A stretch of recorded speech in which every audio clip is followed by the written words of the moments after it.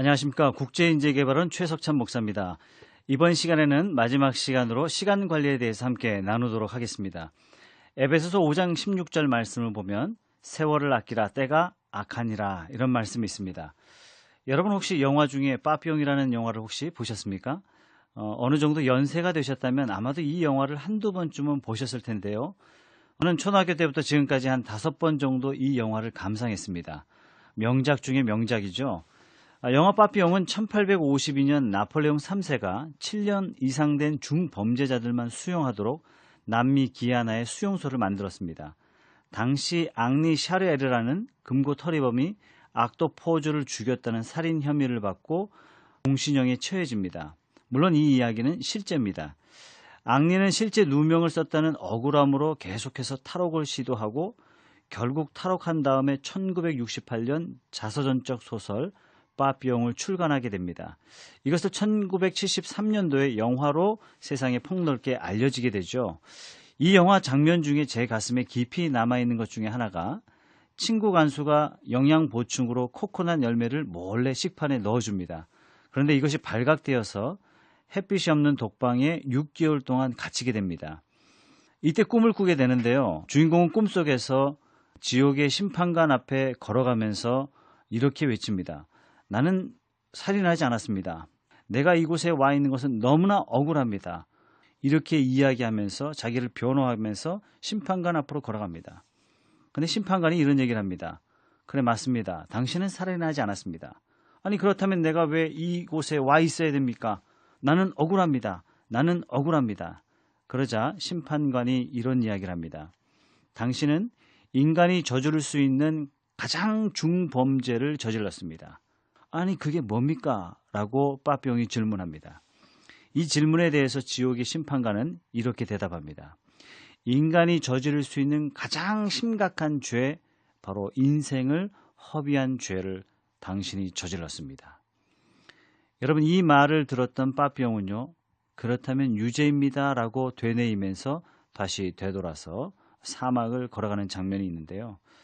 저는 이 장면을 보면서 정말 인간이 저지를 수 있는 가장 심각한 죄가 시간을 허비한 죄다라는 그 사실에 대해서 깊이 동감했습니다. 왜냐하면 저와 여러분들은 다 하나님으로부터 부름받았고 하나님으로부터 나왔기 때문에 이 땅에 하나님에 대한 분명한 사명이 있기 때문에 그렇습니다.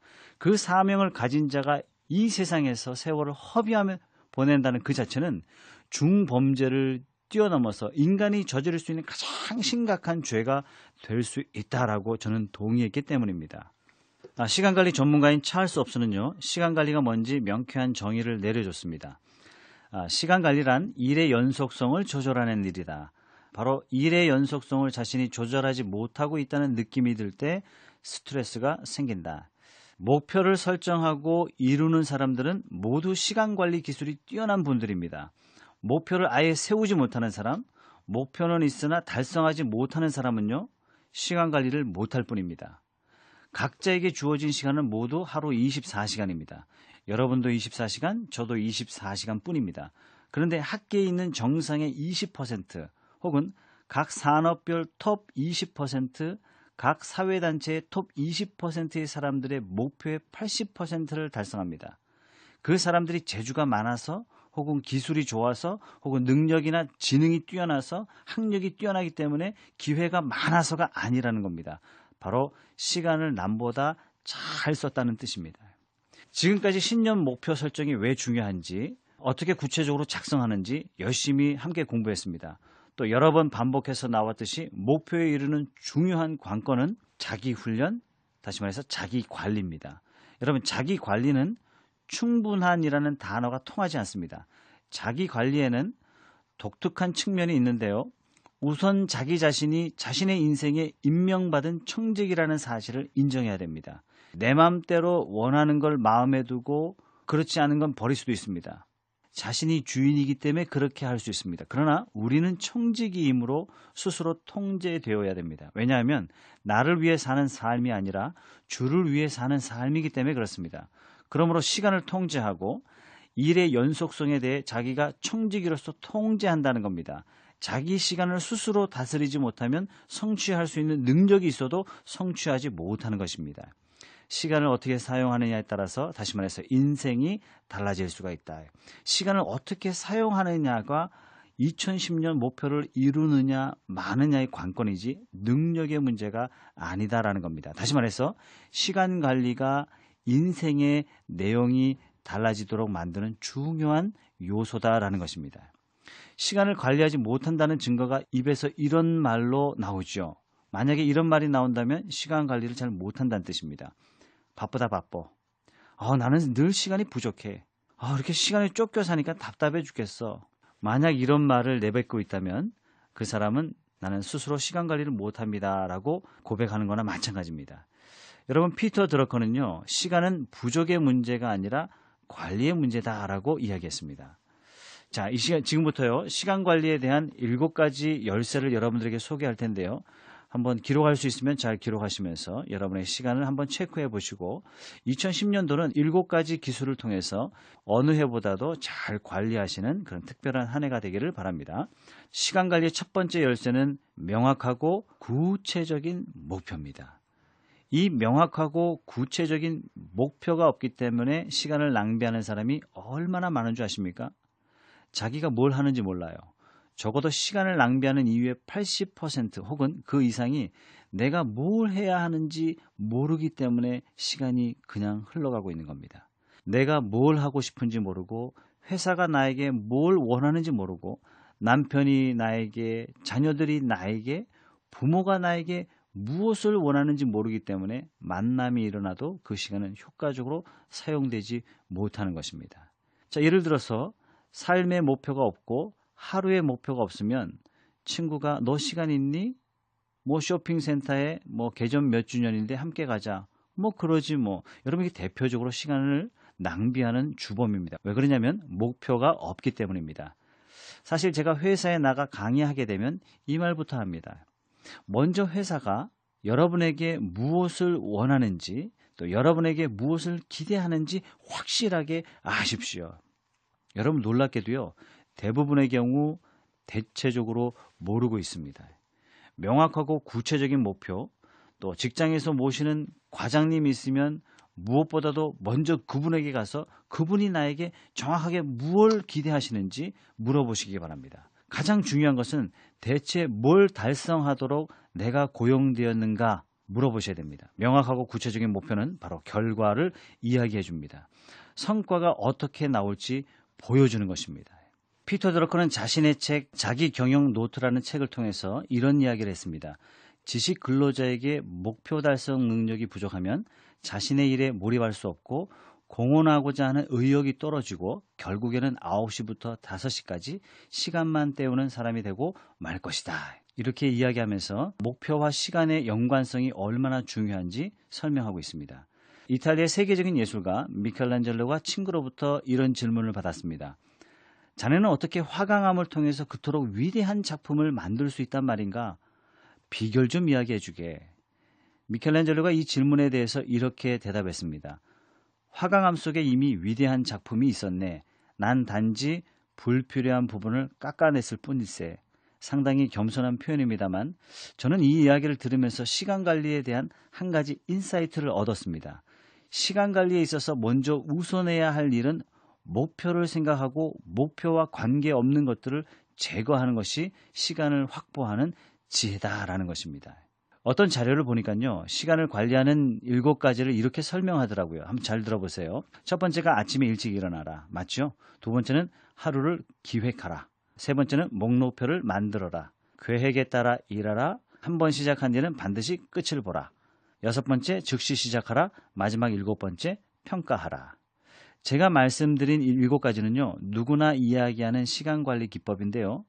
잘 생각해 보세요. 이 7가지는 목표를 전제하고 있다는 것을 알 수 있습니다. 다시 말해서 목표가 없으면 7가지 조건은 아무런 의미가 없을 만큼 목표가 중요한 것이고 목표가 세워지는 순간 시간관리는 시작된다는 것을 알 수가 있는 것입니다. 자, 그렇다면요, 지금 당장 목표를 글로 적으십시오. 한 주간의 목표를 글로 적으시고요. 한 달의 목표를 글로 적으시고요. 오늘 하루의 목표를 글로 적으시기 바랍니다. 여러분, 한 가지 팁을 드린다면 기왕 목표를 적을 때 아침에 적지 마시고 밤에 꼭 적으시기 바랍니다. 아침에 적는 것보다 훨씬 더 효과 있다는 사실을 여러분들이 실제 확인하실 수 있습니다. 자, 시간을 관리하는 두 번째 조건을 여러분들에게 말씀드리겠습니다. 자, 첫 번째는 목표가 굉장히 중요하다라고 말씀을 드렸고요. 두 번째는 계획을 명확하게 적는다라는 겁니다. 전에도 말씀드렸지만 명확하게 글로 써서 정리를 하십시오. 목록을 작성해 놓으면 해야 할 일이 한눈에 들어옵니다. 계획과 목록입니다. 흔히들 계획하는데 1분을 쓰면 그걸 실행할 때는 5분에서 15분 정도 절약된다라고 이렇게 이야기합니다. 거의 모든 실패의 원인은요, 계획 없이 했기 때문입니다. 지난 시간에도 제가 말씀드렸듯이 계획이 없는 목표는 반드시 실패가 계획된 것이다 라고 말씀을 드렸는데요. 계획 없는 대부분의 행동들은 실패하기 마련입니다. 분명하게 적은 계획과 할 일을 적은 목록이 중요하다고 지난 시간에 말씀드렸죠. 목표를 계획할 때 세분화해서 분명하게 생동감 있게 원색적인 단어를 사용한다는 것을 잊지 마십시오.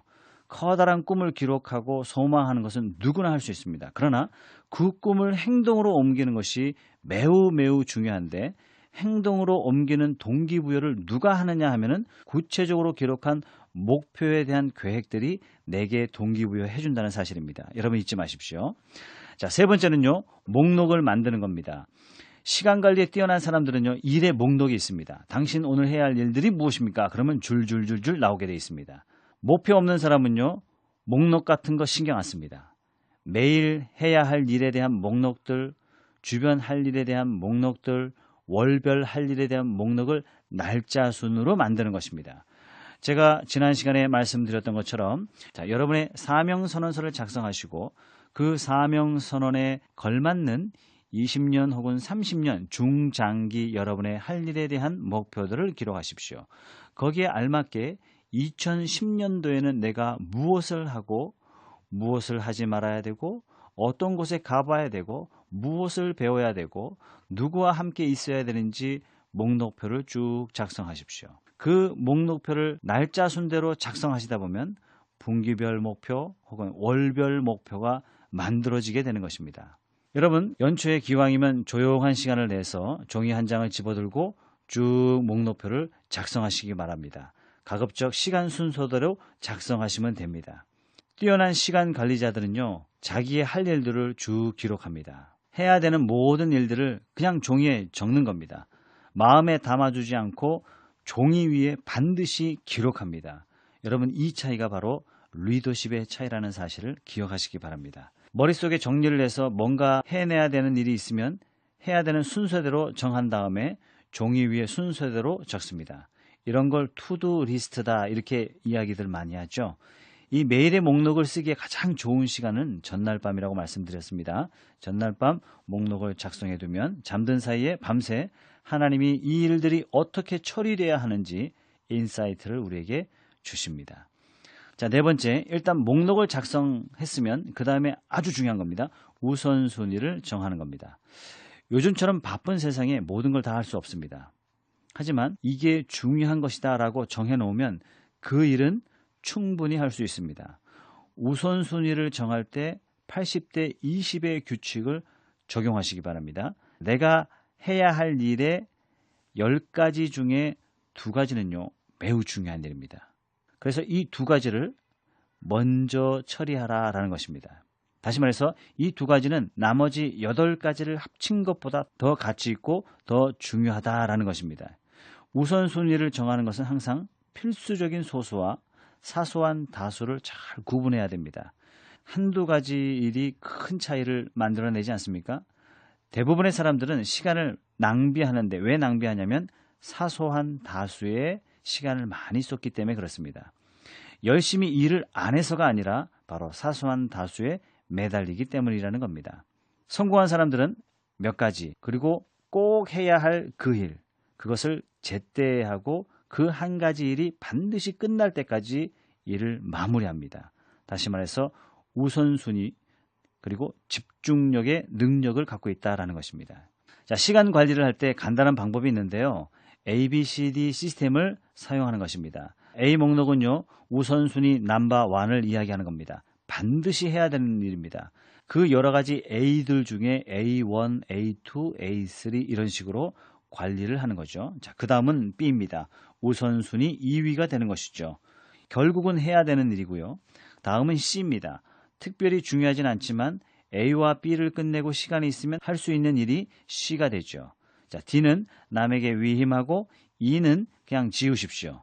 일단 해당 리스트에서 A를 전부 뽑아냅니다. 그런 다음에 그 중에서도 가장 중요한 건 A1이 끝난 다음에 A2가 끝나면 그 다음에 B1을 건드리면 됩니다. 아주 쉽죠? 여기에 시간 관리에 중요한 요점이 있는 것입니다. 자, 스스로에게 거듭거듭 반복해서 물어보십시오. 내 머릿속에 메아리로 들려올 정도로 지금 이 시간을 가장 가치 있게 쓸 일이 무엇인가? 지금 이 시간을 가장 가치 있게 쓸 일이 무엇인가? 스스로 새로운 일을 시작할 때마다 이걸 물어보고 내 시간을 가장 가치 있게 쓸 수 있는 것이 되도록 자기 자신을 훈련시키십시오. 여러분, 벤자민 프랭클린을 여러분 잘 아실 겁니다. 삶을 사랑하는가? 그렇다면 시간을 낭비하지 말라. 삶이란 바로 시간으로 이루어졌기 때문이다. 벤자민 프랭클린은요, 지금 현재 많은 분들이 사용하고 있는 시간관리 플래너의 원조가 되시죠.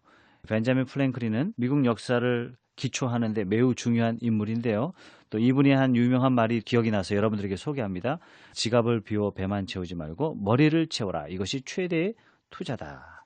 벤자민 프랭클린은요, 1706년에 태어나셨고 비누 제조업자 아들로 태어나서 정규교육 한 번도 없이 독학으로 여러 분야의 업적을 남기시죠. 화재 보험회사를 시작하셨고 미국 우편 제도를 만드셨고 피레침을 발명하셨고 필라델피아 대학을 설립하셨고 미국 독립선언서, 그 다음에 미국의 헌법의 기초를 마련하신 분입니다. 정말 미국 역사에 있어서 없어서는 안 될 귀중한 분이고요. 또 미국 사람들이 가장 존경하는 분 중에 한 분으로 소개되고 있습니다.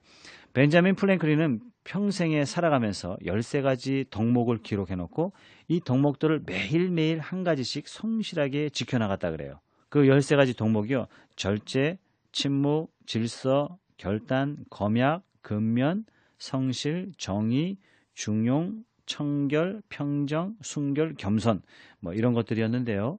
매일매일 한 가지씩 기록해놓고 이것을 실천하기 위해 늘 노력했다. 이렇게 자서전에 나오는데요.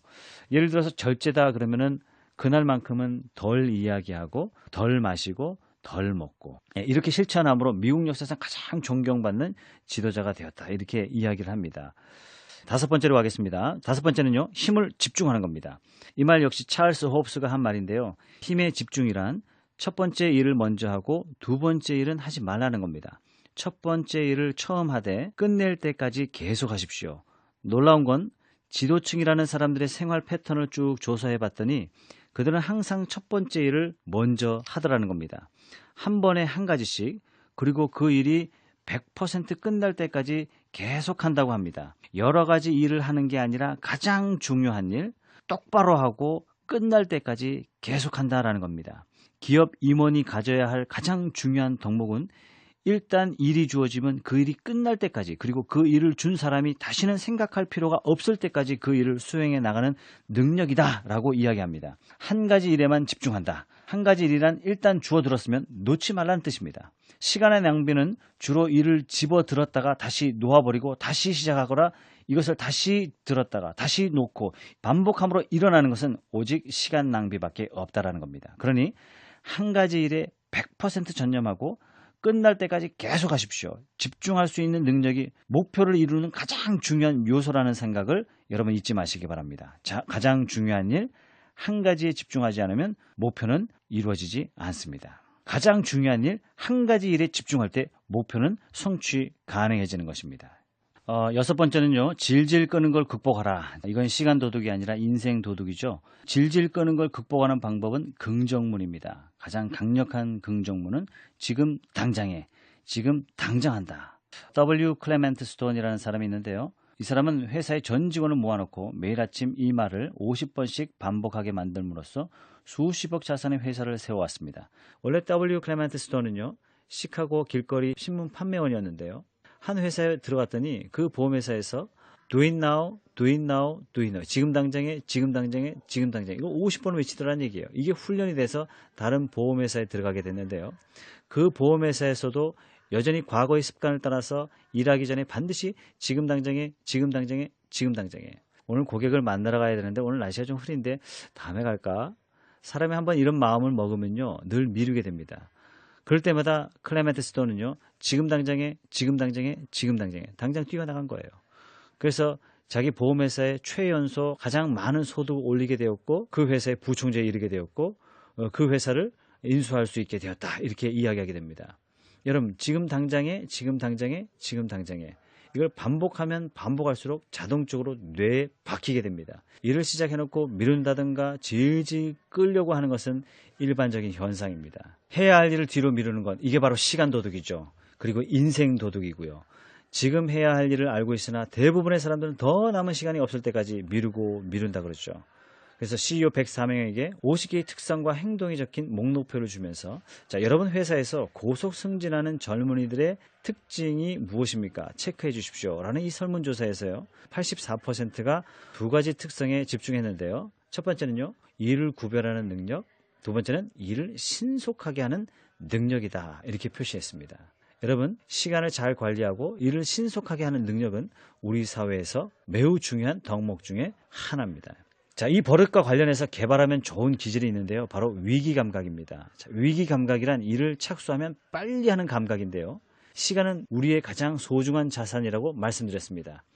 시간은 귀중한 것이며 인류 문명에 있어서 성취를 이뤄내는 소중한 자원이고, 여러분들이 목표를 향해 달려가는 데 있어서 싸워 쟁취해야 될 중요한 친구이자 동반자입니다. 위기감각을 지닌 사람들은 항상 우리 사회에서 소중한 사람들이었습니다.